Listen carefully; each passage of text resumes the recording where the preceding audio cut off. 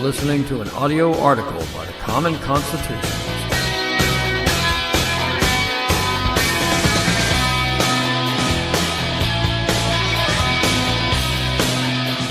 Today's article is entitled, What Makes a Mass Shooting Survivor? Say I'm walking down the street. There's a bank being robbed about 500 feet up the road.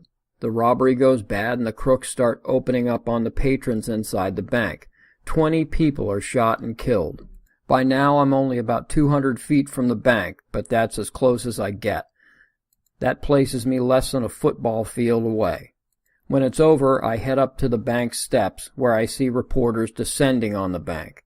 One of them sees me and asks if I'm one of the mass shooting survivors. I said I heard the gunshots, but can I consider myself a survivor of the bank mass shooting?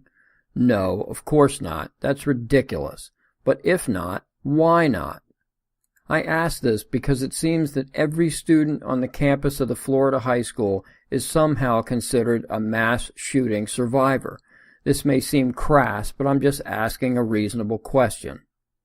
Marjorie Stoneman Douglas High School is a large high school, at least it seems so to me.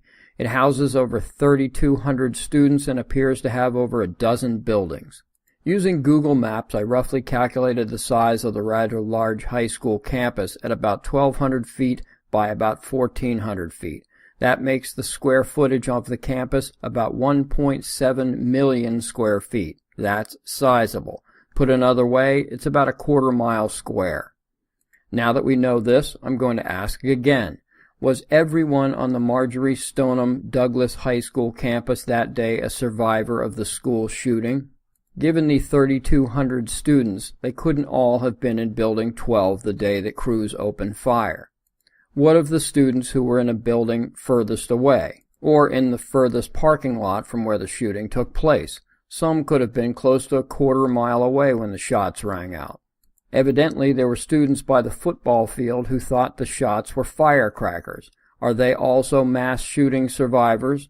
In other words, if one was merely on the campus, would he or she be considered a mass shooting survivor? Again, if so, why?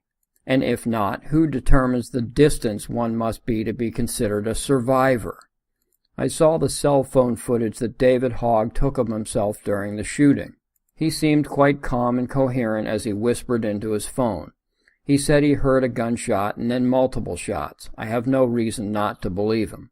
But if he thought he was going to be next, I doubt his demeanor would have been as relaxed as he portrayed. So allow me to answer my own question. In my opinion, unless you were part of the student body and teachers in Building 12 that actually took direct fire, you are not a mass shooting survivor. They may have thought that they would be next, but anyone in the building who heard the shots may have thought the same. Alia Eastman spoke at the March for Our Lives rally. She is a shooting survivor. She had to literally cover herself with a dead body to shield herself, and so the shooter didn't discover she was alive. That's a survivor, and a quick-thinking one at that. But sorry, David, as you did not take direct or even indirect fire, you are not a mass shooting survivor, any more than I was when just in proximity of the bank robbery gone bad. Merely hearing gunshots does not make one a survivor.